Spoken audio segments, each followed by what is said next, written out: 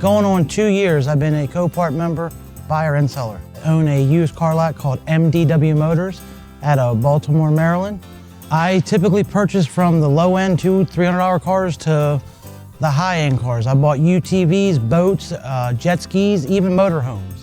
The reason why I buy cars from Copart is very convenient and easy. I normally log on via mobile app, sort the vehicles the closest to me at first and see if there's anything nearby I can go look at.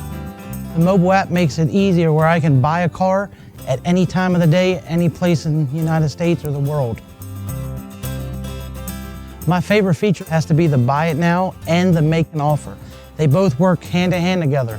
If I have a customer looking for a Toyota Corolla, I jump online, I try to find one that's on buy it now. If there ain't one, I try to make an offer on one. I like the watch list because you could put a car in during the week on your watch list, and when it comes up on auction, you can be on 15 different screens at one time, and it will make an announcement that your car is next. So you can go to that screen where your car is at.